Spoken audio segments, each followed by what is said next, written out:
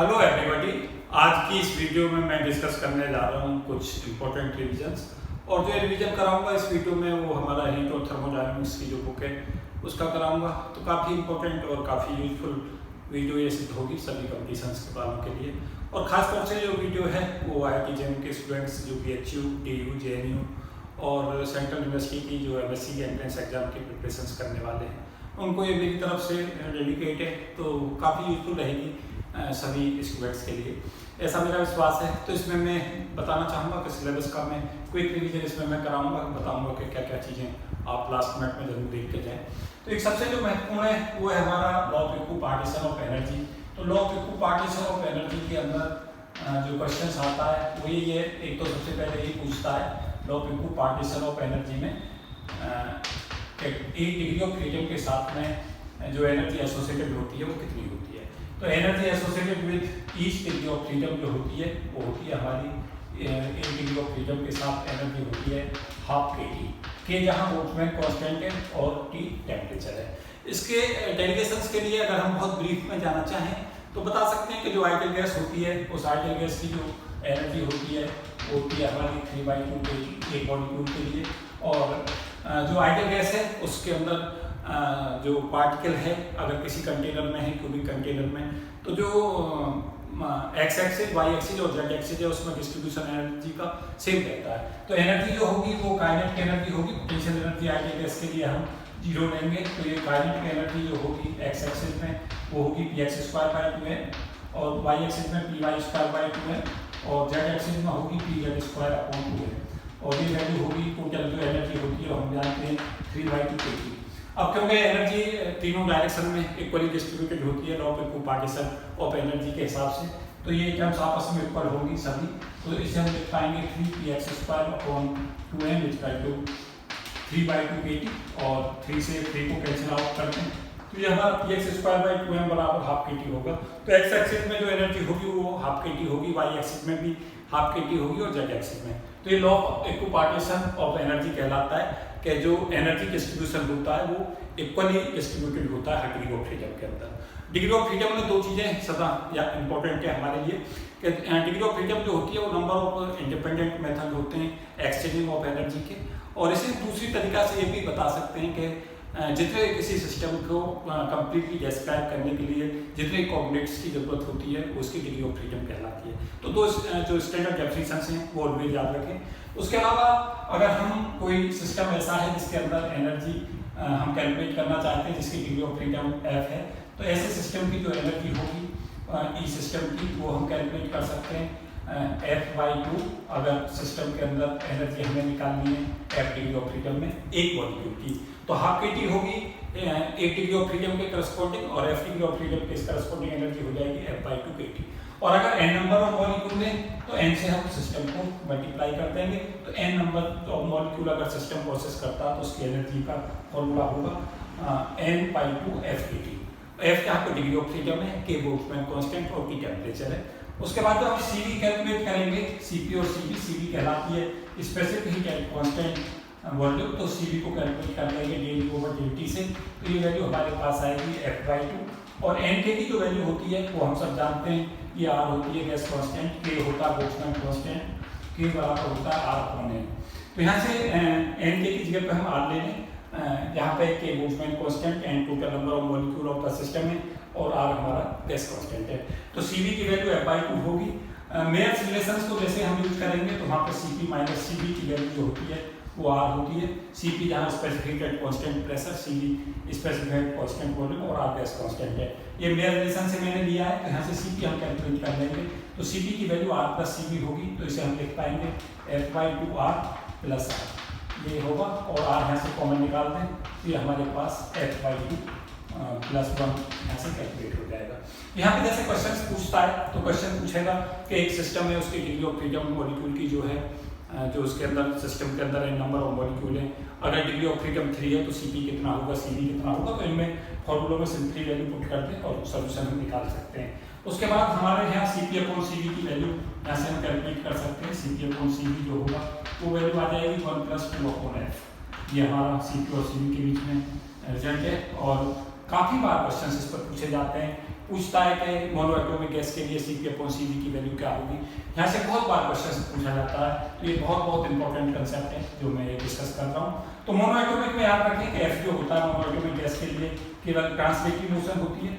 सभी जाने कि मोशंस जो 3 टाइप्स की होती है, ट्रांसलेटरी मोशंस, रोटेटरी मोशंस और वाइब्रेशनल मोशंस। तो ट्रांसलेटरी मोशंस जो है वो सबसे पहले शुरू होती है, अगर हम किसी सिस्टम का टेम्परेचर धीरे धीरे इंक्रीज करते हैं तो सबसे पहले ट्रांसलेटरी मोशन होती है, उसके बाद में रोटेशन शुरू होता है और हाई टेम्परेचर के ऊपर जो है वाइब्रेशन शुरू होता है। तो ये भी याद रखें कि शुरू में जो मोशंस होती है टेम्परेचर के हिसाब से अगर हम टेम्परेचर इंक्रीज करते जाते हैं तो शुरू में जो ट्रांसलेटरी मोशन होती है, ये का मतलब है टेम्परेचर है, शुरू में ट्रांसलेटरी मोशन होती है, फिर रोटेटरी मोशन होती है और उसके बाद में हाई टेम्परेचर पे जो वाइब्रेशन मोशन होती है।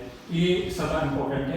उसके साथ साथ ये भी याद रखें कि जो हमारी डायटोमिक गैसेज होती हैं वो बहुत कम टेम्परेचर पर, जैसा हम हाइड्रोजन लेते हैं तो वो कम टेम्परेचर के ऊपर Cv कुछ और शो करती हैं, और जो जब हम टेम्परेचर उसका राइज करते हैं तो Cv हमारा बढ़ता जाता है। और उसका रीज़न ये होता है कि डिग्री ऑफ फ्रीडम जो है, जब टेम्परेचर लो होता है तो केवल ट्रांसलेटरी डिग्री ऑफ फ्रीडम होती हैं, जब हम टेम्परेचर उसके बाद में बढ़ाते हैं तो फिर उसके बाद में रोटेशन मोशन शुरू होती है। इसी वजह से क्योंकि डिग्री ऑफ फ्रीडम टेम्परेचर का फंक्शन होती है। तो याद रखें कि क्वेश्चन पूछ सकता है कि जब हमारा टेम्परेचर बढ़ता है तो पूछेगा डिग्री ऑफ फ्रीडम पर क्या प्रभाव पड़ेगा, तो डिग्री ऑफ फ्रीडम बढ़ती जाती है। लेकिन ऐसा भी नहीं होगा कि टेम्परेचर हम बढ़ाते ही चले जाएं और डिग्री ऑफ फ्रीडम अनंत काल तक बढ़ती रहे। एक समय के बाद में क्या होगा कि जब जितनी मैक्सिमम डिग्री ऑफ फ्रीडम हो सकती है जब वो हो जाएंगे तो टेम्परेचर का कोई प्रभाव नहीं पड़ेगा। तो इस कंसेप्ट को भी याद रखें, काफ़ी इंपॉर्टेंट कंसेप्ट है। मोनोएटॉमिक गैसेज में हम जानें कि जो हमारी डिग्री ऑफ फ्रीडम है 3 होती है, केवल ट्रांसलेटरी डिग्री ऑफ फ्रीडम होती है 3, और इसके जो एग्जाम्पल होते हैं वो इनर्ट गैसेज जो है वो सारी मोनोएटॉमिक है, helium, neon, argon, krypton, xenon, ये सभी गैसेज ऐसे जिनकी डिग्री ऑफ फ्रीडम की वैल्यू जो होती है वो 3 होती है और केवल ट्रांसलेटरी मोशन होती है। मैंने शॉर्ट में T4 ट्रांसलेटरी मोशन के लिए लिखा है, R4 रोटेशनल और V वाइब्रेशन के लिए। उसके बाद मोनोएटॉमिक में F की वैल्यू 3 होगी और डायएटॉमिक में F की वैल्यू 5 होती है। डायएटॉमिक को इंपॉर्टेंट में रखें। और डायएटॉमिक का जो एग्जाम्पल है वो जो 2 एटमों से मिलकर बनी है, H2N2O2, ये सभी जो गैसेज हैं ये हमारी डायएटॉमिक होती हैं, क्योंकि 2 एटम्स इसमें शामिल होते हैं जो हमारा मॉलिक्यूल बनता है। उसके बाद जो हमारी ट्राइएटॉमिक गैस होती है उसके अंदर F की वैल्यू 6 होती है ट्राइएटॉमिक में। और ट्राइएटॉमिक के जो एग्जाम्पल है वो हम सब जानते हैं, CO2, ये हमारा एग्जाम्पल है ट्राइएटॉमिक का। तो 3 एटम्स जिनमें हों उनमें डिग्री ऑफ फ्रीडम की वैल्यू 6 होती है। और इसमें याद रखें कि यहाँ पे ट्रांसलेटरी मोशन में T की 3 होगा, या T की वैल्यू 3 होगी, ट्रांसलेटरी डिग्री ऑफ फ्रीडम 3 और जो रोटेशनल डिग्री ऑफ फ्रीडम है वो 2 होंगी। ये भी पूछ सकता है कितनी ट्रांसलेटरी होंगी और कितनी रोटेशनल होंगी। उसके अलावा जो डायएटॉमिक होता है उसके अंदर ये भी याद रखें CO2 और SO2 का एग्जाम्पल है, इसमें याद रखें कि ट्रांसलेटरी 3 होती हैं और रोटेशनल हमारी 3 होती हैं। अगर लगातार टेम्परेचर हमारा बढ़ता चला जाता है तो डिग्री ऑफ फ्रीडम 7 तक पहुंच जाती हैं, क्योंकि फिर वाइब्रेशन मोशन भी स्टार्ट हो जाती है। तो यहाँ तक इन चीज़ों को जरूर याद रखें। Cp/Cv की जो वैल्यू है वो ऑलवेज रिमेंबर रखें कि मोनोएटॉमिक गैस के लिए अगर हमें चाहिए तो F की वैल्यू, इसको हम गामा से भी शो करते हैं दोनों Cp/Cv की रेशो को, तो 1 प्लस और 2/F की वैल्यू जो होगी वो 3 होगी। तो यहाँ से 5/3 और ये वैल्यू आ जाएगी हमारी 1.66। तो ये पूछ लेता है कि मोनोएटॉमिक गैस में Cp/Cv की वैल्यू कितनी होती है, तो आंसर यहाँ पर मार्क करें 1.66। डिग्री ऑफ फ्रीडम पूछता है तो 3 मार्क करें। उसके अलावा अगर यही वैल्यू डायएटॉमिक के लिए या हमारे मोनोएटॉमिक के लिए है N4 मोनोएटॉमिक, और 1 प्लस 2/5 हो जाएगा ये डायएटॉमिक गैस के लिए, तो ये वैल्यू आ जाएगी 1.40। और गामा की वैल्यू 1 प्लस 2/6, ये वैल्यू जो हमारी आएगी वो 1 प्लस 1/3 मीन्स 1.33 ये वैल्यू हमें मिलेगी, और ये मिलेगी हमारी जो गैसेज होंगी डायएटॉमिक उनके लिए। ये याद रखें। साथ साथ ये भी याद रखें कि अगर हाइड्रोजन में पूछता है तो ये भी याद रखें कि जो हमारी गैसेज होती हैं डायएटॉमिक गैसेज, तो वो सीधी की सीधी ऐसा नहीं होता कि एकदम से मोशंस जो है वाइब्रेशन और रोटेशन शुरू होता है। जब टेम्परेचर हमारा धीरे धीरे बढ़ता है, तो मैंने एक डायग्राम में एक्सप्लेन भी किया है कि जब हाइड्रोजन के लिए या जो डायएटॉमिक गैसें हैं उनमें देखेंगे तो कई बार पूछ लेता है कि Cv की वैल्यू ज़्यादा मिल रही है, हाई टेम्परेचर पर लो पे कम हो जाती है, तो ऐसा क्यों होता है। तो उसमें आंसर दें कि जैसे हाई टेम्परेचर पर ज़्यादा इसलिए होगा क्योंकि ट्रांसलेटरी, रोटेटरी और वाइब्रेशन सारे होंगे, और डिग्री ऑफ फ्रीडम सप्रेस हो जाएंगे जब टेम्परेचर कम होगा, तो उससे असर पड़ेगा जो वैल्यू है CV की पे, क्योंकि डिक्लोप्रीडियम कम होने से CV कम हो जाएगा। तो इस कंसेप्ट को याद रखें। तो काफ़ी महत्वपूर्ण और काफ़ी इंफॉर्मेटिव चीज़ें हैं जो मैं अभी इसमें डिस्कस कर रहा था। Law of equipartition of energy बहुत महत्वपूर्ण है। लगातार क्वेश्चन इस पर पूछे जाते हैं। CV पर वैल्यू कैसे कैलकुलेट करेंगे, डिग्री ऑफ फ्रीडम कहाँ कितनी होगी, ये सब चीज़ें सदा तैयार करके जाएँ कंपटीशंस में। काफ़ी इंपॉर्टेंट, काफ़ी यूजफुल कंसेप्ट इसे मैं कहूँगा, क्योंकि कंपटीशंस में मैंने देखा है ऐसे क्वेश्चंस रेगुलर बोर्ड में पूछे जाते रहते हैं। तो इसको सदा ध्यान रखें कि जो हमारा सबसे ज़्यादा हॉट टॉपिक्स आते हैं जहाँ से, उन्हीं को मैं इसमें डिस्कस करूँगा। जो कंपटीशंस की दुनिया में ऐतिहासिक क्वेश्चंस की संभावना बहुत ज़्यादा रहती है, रेगुलर इंटरवल पे क्वेश्चन पूछे जाते रहते हैं, उन्हीं टॉपिकों को कवर कर रहा हूँ। उसके अलावा जो एक महत्वपूर्ण कंसेप्ट है वो हम सब जानते हैं, आइडियल गैस का जो कंसेप्ट है वो सदा पूछा जाता है। और आइडियल गैस में कुछ इंपॉर्टेंट चीज़ें मैं डिस्कस कर रहा हूँ। आइडियल गैस में याद रखें कि जो आइडियल गैस है उसमें हम मानते हैं कि जो मॉलिक्यूल होते हैं आइडियल गैस के, वो जो होते हैं स्पेरिकल शेप के होते हैं, और जो कॉलिजन करते हैं विद द वॉल्स, जिसके अंदर मॉलिक्यूल होते हैं कंटेनर में, उसमें वॉल से जब टकराते हैं तो परफेक्टली इलास्टिक कॉलिजन होता है। ये भी बहुत महत्वपूर्ण है। उसके अलावा जो मॉलिक्यूल का खुद का वॉल्यूम जो होता है वो बहुत कम होता है, और जो उनका वॉल्यूम जो ऑक्यूपाई करते हैं, जहाँ तक वो मूवमेंट करते हैं, वो वॉल्यूम बहुत ज़्यादा होता है। और जो एक सबसे महत्वपूर्ण है वो ये है कि there is no force of attraction between the molecule of the gas. जो मॉलिक्यूल होते हैं उनके बीच में आपस में कोई फोर्स ऑफ अट्रैक्शन नहीं होता।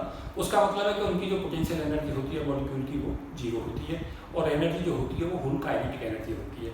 तो ये इंपॉर्टेंट कंसेप्ट है, ये सदा पूछे जाते रहते हैं। उसके अलावा एक बहुत ही महत्वपूर्ण कंसेप्ट ये है कि जो क्लासिकल मॉलिक्यूल होते हैं वो दूर दूरी पर होते हैं, और क्लासिकल कंसेप्ट या आइडियल गैस कंसेप्ट हम तब अप्लाई करते हैं जब हमारा टेम्परेचर बहुत ज़्यादा होता है और प्रेशर बहुत कम होता है।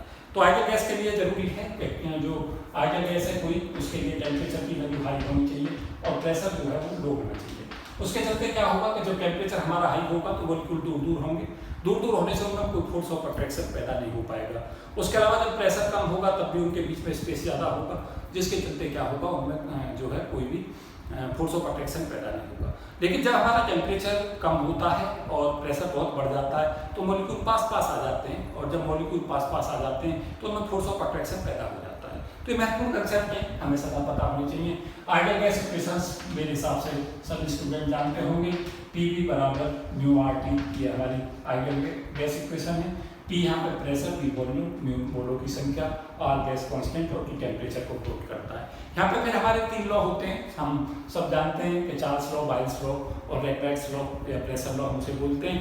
अगर हमारा टेम्परेचर कांस्टेंट है और मोल की संख्या फिक्स है, R कांस्टेंट रहता ही है, तो P भी हमारा कांस्टेंट होगा। ये हमारा बायल्स का नियम कहलाता है कि अगर हमारा टेम्परेचर फिक्स है सिस्टम का और प्रेशर और वॉल्यूम जो होते हैं वो इन्वर्सली प्रोपोर्शनल होते हैं, मीन्स अगर हमारा वॉल्यूम बढ़ेगा तो प्रेशर उस समय पर कम हो जाएगा, and vice versa.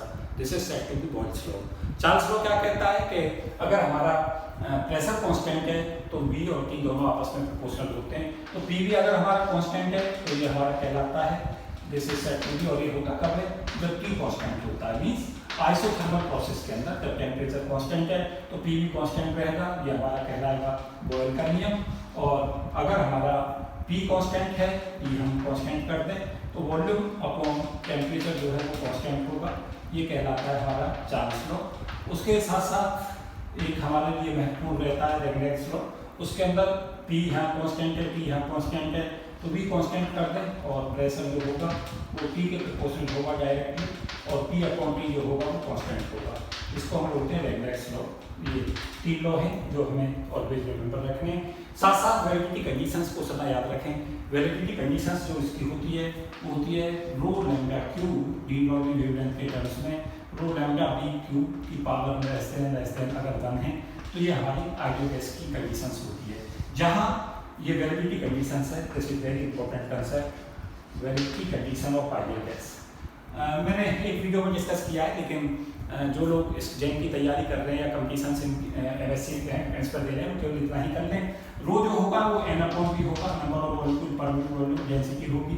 D Broglie wavelength की वैल्यू जो होगी H/P से निकालते हैं इसे, H/P, P की वैल्यू होती है √3m/kT, और इसकी पावर हम करते हैं यहाँ पे 3, क्योंकि ये लैम्डा हो जाएगा। डी ब्रॉगली वेवलेंथ का फॉर्मूला होता है H/P। और पी स्क्वायर बाई 2m को 3/2 kT के इक्वल करते हैं तो हमारे पास पी की वैल्यू यहाँ से कैलकुलेट हो जाएगी। अगर ये वैल्यू 1 से लेस देन है तो ये आइडियल गैस की कंडीशन है। तो इसे ओबे करने के लिए क्या हो कि सिस्टम का वॉल्यूम ज़्यादा हो, मीन्स कंटेनर जिसके अंदर मॉलिक्यूल है अगर उसका वॉल्यूम ज़्यादा है तो उम्मीद है कि उसके अंदर आइडियल गैस का पालन होगा। उसके साथ साथ टेम्परेचर हमारा बहुत ज़्यादा हो, जितना ज़्यादा टेम्परेचर होगा उतना ही संभावना होगी कि जो गैस है वो आइडियल गैस की तरह बिहेव करेगी।